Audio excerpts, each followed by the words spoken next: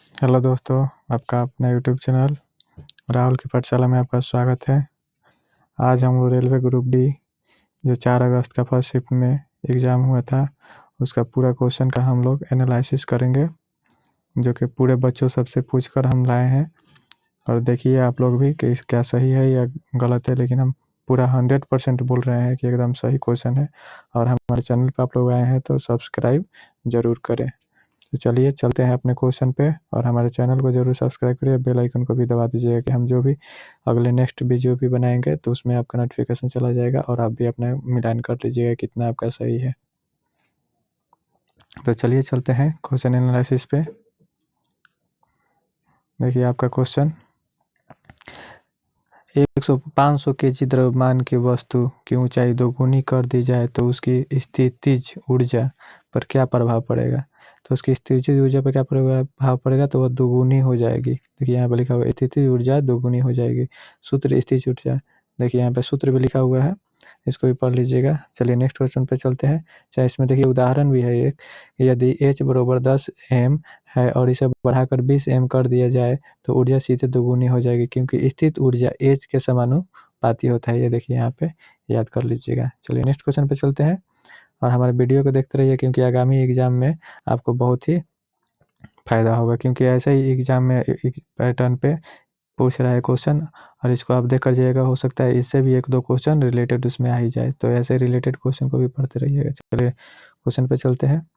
भौतिकी के अनुसार किया गया कार्य मुख्य रूप से किस पर निर्भर करता है। तो किस पर निर्भर करता है, तो देखिए यहाँ पे लिखा हुआ है उत्तर में, विस्थापन और बल तथा विस्थापन के बीच कोण पर निर्भर करता है। इसका सूत्र होता है W=F गुने S गुने कोस थीटा।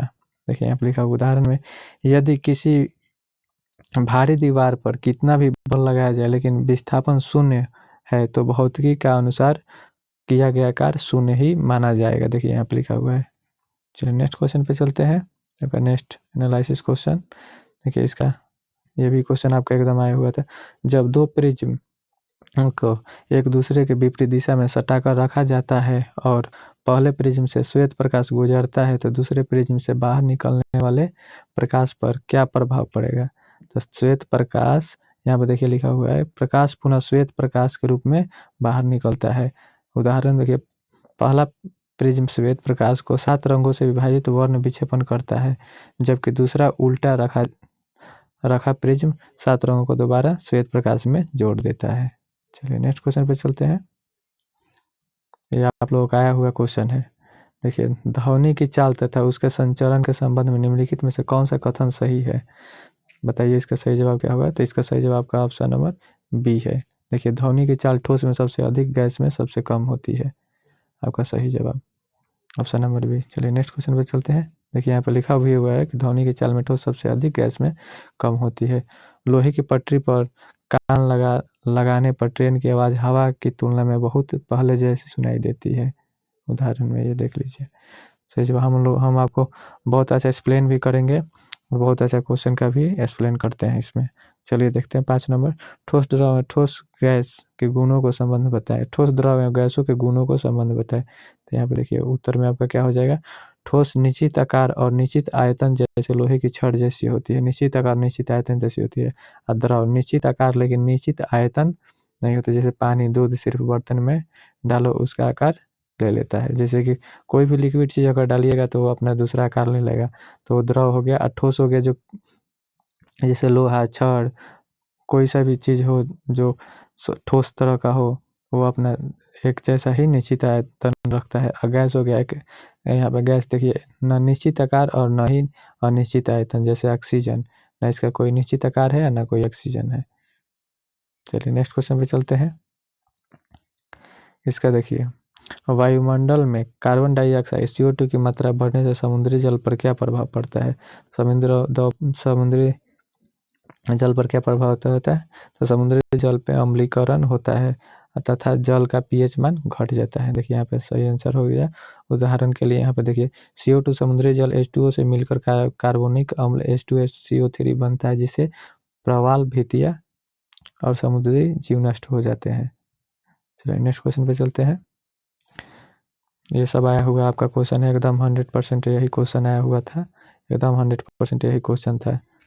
मिलाते रहिएगा अपना। लोहे में जंग से बचने के लिए उस पर जस्ते की पतली परत चढ़ाने की प्रक्रिया क्या कहलाती है? तो यदन लेपन या फिर गैल्वेनीकरण कहलाती है। इसमें देखिए नीचे लिखा हुआ है उदाहरण में, लोहे के नलों और छतों की टीन सीटों पर जस्ते की कोटिंग की जाती है ताकि वे हवा और नमी के संपर्क आकर जंग न लगे। चलिए नेक्स्ट क्वेश्चन पे चलते हैं। देखिए इसका देखिए क्या उत्तर होगा।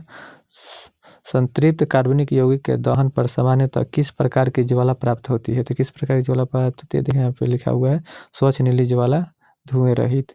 एलपीजी गैस का जलन यह संतृप्त हाइड्रोजन है जो पूर्ण दहन पर नीली और बिना धुएं वाली ज्वाला देती है। देखिए यहाँ पे लिखा हुआ है। चलिए नेक्स्ट क्वेश्चन पे चलते हैं। 9 नंबर क्वेश्चन है आपका, खाद्य श्रृंखला की अपेक्षा खाद्य जाल और अधिक स्थित क्यों माना जाता है? क्यों माना जाता है इसका? क्योंकि खाद्य जाल में जीवों के पास भोजन के कई वैकल्पिक विकल्प उपलब्ध होते हैं। यदि उदाहरण देखिए, यदि किसी जंगल में हिरन खत्म हो जाए तो शेर भूखा नहीं मरेगा, वह खरगोश या अन्य शाकाहारी जीवों को शिकार करेगा। नेक्स्ट क्वेश्चन पे चलते हैं, इसका सही जवाब बताइए आप लोग। समताप मंडल में स्थित ओजोन परत के संरक्षण के लिए मुख्य रूप से कौन सा रसायन जिम्मेदार है? तो क्लोरोफ्लोरोकार्बन जिम्मेदार होता है, क्योंकि उदाहरण के लिए देखिए यहाँ पे लिखा हुआ है, पुराने रेफ्रिजरेटर और एसी इस्तेमाल होने वाली गैसों को वायुमंडल के ऊपर जाकर ओजोन अणु O3 को विखंडन कर देता है। देखिए कि हम आप लोगों को उदाहरण के सहित हम आपको बता रहे हैं, थोड़ा बोलने में दिक्कत हो रहा है लेकिन उदाहरण के साथ हम आप लोगों को बता रहे हैं। आप बहुत अच्छा एक्सप्लेन है। आपको पीडीएफ चाहिए तो कमेंट बॉक्स में लिख दीजिएगा, आपको पीडीएफ मिल जाएगा। चलिए नेक्स्ट क्वेश्चन पे चलते हैं, इसका आंसर बताइए। कचरा प्रबंधन का 3R सिद्धांत किसे दर्शाता है? तो उत्तर में आपका हो जाएगा कम करना, पुनः उपयोग करना या पुनः चक्र करना। देखिए उदाहरण में भी है यहाँ पे, सिंगल यूज प्लास्टिक का कम इस्तेमाल, खाली डिब्बे सामान रखा है और पुरानी प्लास्टिक से नया सामान तैयार करना होता है, रिसाइकल। चलिए नेक्स्ट क्वेश्चन पे चलते हैं, इसका जवाब देखिए। 2028 में शीतकालीन युवा ओलंपिक खेलों का आयोजन कहाँ किया जाएगा? कहाँ किया जाएगा? तो बताइए। अंतर्राष्ट्रीय ओलंपिक समिति IOC 2028 में के मेजबान शहर आधिकारिक चयन प्रक्रियाधीन है, अभी प्रक्रियाधीन है, तो अभी इसका कोई कंफर्म डेट नहीं निकला हुआ है। चलिए नेक्स्ट क्वेश्चन पे चलते हैं, ये आपका आया हुआ क्वेश्चन है ग्रुप डी में। ये देखिए कितना अच्छा क्वेश्चन है। तेलंगाना राज्य का स्थापना दिवस किस तिथि को मनाया जाता है? यहाँ पे लिखिए, देखिए 2 जून को मनाया जाता है। किस तिथि को मनाया जाता है? तो 2 जून को मनाया जाता है। यहाँ पे देखिए 2 जून को मनाया जाता है। और इसका एक्सप्लेनेशन देखिए, 2 जून 2014 को आंध्र प्रदेश का पूर्ण गठन करके तेलंगाना राज्य का आधिकारिक रूप से गठन किया गया था 2014 में। पूछेगा ईयर्स तो 2014 बताइएगा। चलिए नेक्स्ट क्वेश्चन पे चलते हैं, इसका आंसर आप लोग देखिए और बताइए। प्रधानमंत्री विश्वकर्मा योजना के लिए कुल कितना वित्तीय बजट निर्धारित किया गया था? उत्तर में इकाई दहाई सैकड़ा 10 इकाई दहाई सैकड़ा 10,000 13,000 करोड़ 5 वर्षों के लिए अवधि के लिए वित्तीय वर्ष में निर्धारित किया गया था। इसका मुख्य उद्देश्य पारंपरिक कारीगरों और विकल्प जैसे बढ़ई, लोहार, कुम्हार सस्ता ऋण व प्रशिक्षण प्रदान करने के लिए किया गया था। चलिए नेक्स्ट क्वेश्चन पे चलते हैं, 15 नंबर देखते हैं। ये सब एनालिसिस किया हुआ क्वेश्चन है आपका, और सेम ऐसा ही क्वेश्चन आपके ग्रुप डी में आया हुआ था। चलिए देखते हैं ये भी क्वेश्चन। निम्नलिखित में से कौन सा विषमंगी मिश्रण का उदाहरण है? विषमंगी मिश्रण का उदाहरण दूध, कुहासा, मिट्टी और पानी का घोल या हवा धुआं होता है। जैसे पानी और बालू रेत का मिश्रण, इसमें बालू के कण अलग से दिखाई देते हैं और पूरी तरह नहीं घुलते हैं। चलिए नेक्स्ट क्वेश्चन पे चलते हैं, इसका आंसर आप लोग बताइए। एक उत्तल लेंस की फोकस दूरी 15 सेंटीमीटर है, यदि वस्तु की दूरी 25 सेंटीमीटर हो तो बनने वाले प्रतिबिंब का आवर्धन क्या होगी? देखिए यहाँ पे लिखा हुआ है, एफ बरोबर प्लस 15 CMU बरोबर माइनस 25 सेंटीमीटर, IA बरोबर IB बरोबर इतना होता है, बरोबर प्लस 37.5 सेंटीमीटर, आवर्तन इतना होता है। और उसके बाद से देखिए यहाँ पे लिखा हुआ है, देखिए यहाँ पे लिखा हुआ है 37.5 माइनस 25 बरोबर माइनस 1.5, इसका आंसर हो जाएगा। ये आवर्धन 1.5 का प्रतिबिंब वास्तविक, उल्टा और वस्तु के 1.5 गुना बड़ा बनेगा। चलिए नेक्स्ट क्वेश्चन पे चलते हैं। इसका सही जवाब बताइए। रक्त का कौन सा घटक थक्का जमने तथा रक्त स्राव को रोकने में सहायता करती है? तो कौन सा होता है? प्लेटलेट्स होता है, जो पट्टिकानु भी कहते हैं इसको। जब त्वचा पर चोट लगती है तो प्लेटलेट्स आपस में मिलकर फाइब्रिन का जाल बना देती है, जिससे रक्त का बहना रुक जाता है। चलिए नेक्स्ट क्वेश्चन पे चलते हैं। यह सब आपका क्वेश्चन आया हुआ है ग्रुप डी में। मेरुदंड रीढ़ की हड्डी में क्षति होने पर मुख्य रूप से कौन सी प्रणाली प्रभावित होती है? तो केंद्रीय तंत्रिका तंत्र प्रभावित होती है। देखिए यहाँ पर लिखा हुआ उदाहरण में रीढ़ की हड्डी के क्षतिग्रस्त होने पर मस्तिष्क से शरीर में अंगों के संदेश का आदान प्रदान बाधित होता है, जिससे पक्षाघात हो सकता है। चलिए नेक्स्ट क्वेश्चन पे चलते हैं। इसका देखिए, निम्नलिखित में से कौन सा उपकरण विद्युत ऊर्जा यांत्रिक ऊर्जा में परिवर्तित करता है? तो कौन करता है? विद्युत मोटर परिवर्तित करता है। यांत्रिक ऊर्जा से विद्युत ऊर्जा में परिवर्तित करता है विद्युत मोटर। और यांत्रिक ऊर्जा से विद्युत ऊर्जा में कौन परिवर्तित करता है? आप लोग इसका कमेंट बॉक्स में बताइएगा। छत का पंखा यानी पानी की मोटर, जब उसमें बिजली प्रवाहित होती है तो यह आघूर्ण गति करके यांत्रिक ऊर्जा का उत्पन्न करती है। देखिए यहाँ पे उदाहरण में लिखा हुआ है। नेक्स्ट क्वेश्चन पे चलते हैं। देखिए इसका बताइए, चुंबक क्षेत्र में स्थित किसी धारावाही चालक पर लगने वाले बल की दिशा ज्ञात करने के लिए किस नियम का उपयोग किया जाता है? तो फ्लेमिंग के वामहस्त नियम का उपयोग किया जाता है। यहाँ पर देखिए, चुंबक के क्षेत्र में स्थित धारावाही चालक का बल की दिशा, यहाँ पे देखिए बल की दिशा, धारावाही चालक में बल की दिशा को ज्ञात करने के लिए कौन सा नियम का? तो फ्लेमिंग के वामहस्त नियम का है। बाएं हाथ के अंगूठे, यहाँ पे देखिए लिखा हुआ, बाएं हाथ के अंगूठे तर्जनी के माध्यम पर परस्पर लंबवत फैलाने पर तर्जनी चुंबकीय क्षेत्र माध्यम में बराबर धारा अंगूठा बल की दिशा दर्शाता है। चलिए नेक्स्ट क्वेश्चन पे चलते हैं। इसका आप लोग जवाब बताइए। दो जलीय विलयनों को मिलाने पर यदि एक अविलीय ठोस पदार्थ बनकर नीचे बैठ जाता है तो यह कौन सा रासायनिक अभिक्रिया कहलाता है? तो यह अवक्षेपण अभिक्रिया कहलाता है। जैसे उदाहरण के लिए Na2SO4 plus BaCl2 BaSO4 2NaCl BaSO4 सफेद अपेक्ष में बैठकर बनाता है। चलिए नेक्स्ट क्वेश्चन पे चलते हैं। इसका सही जवाब देखिए क्या होगा। विस्थापन का मुख्य रूप से किस पर निर्भर करता है? तो प्रारंभिक बिंदु और अंतिम बिंदु के बीच न्यूनतम सीधी दूरी तथा दिशा पर निर्भर करता है। यदि 5 सेंटीमीटर की चक्कर लगाकर वापस उसी जगह पर जाते हैं तो दूसरी 5 किलोमीटर, लेकिन विस्थापन शून्य होगा।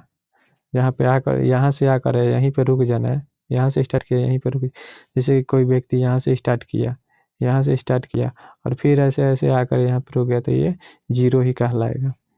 चलिए नेक्स्ट क्वेश्चन पे चलते हैं। इसका सही जवाब आप लोग बताइए। रक्त वाहिकाएं विशेषकर शिराओं में रक्त के विपरीत प्रवाह को रोकने के लिए कौन सी संरचना पाई जाती है? तो कपाट संरचना बल्ब पाए जाते हैं। शिराओं में लगे बल्ब यह सुनिश्चित करता है कि रक्त केवल एक ही दिशा में हृदय की ओर बहे। चलिए नेक्स्ट क्वेश्चन पे चलते हैं।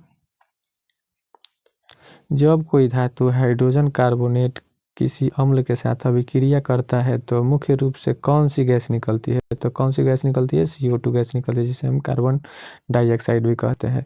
उदाहरण के लिए NaCH3 प्लस HCl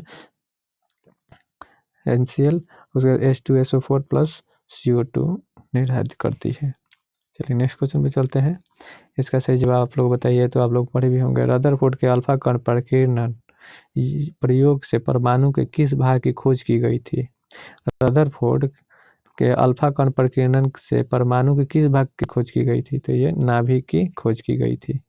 और उदाहरण के लिए देखिए, जब अल्फा कण सोने की पतली पन्नी से टकराए तो कुछ 180 डिग्री पर वापस लौटते, जिसे सिद्ध हुआ कि केंद्र में धन आवेशित नाभिक होता है। चलिए नेक्स्ट क्वेश्चन पे चलते हैं। हम ज़्यादा एक्सप्लेन नहीं कर रहे हैं क्योंकि लंबा वीडियो हो जाएगा, आप लोगों को जल्दी जल्दी आंसर जानना है तो आप लोग देखते चलिए।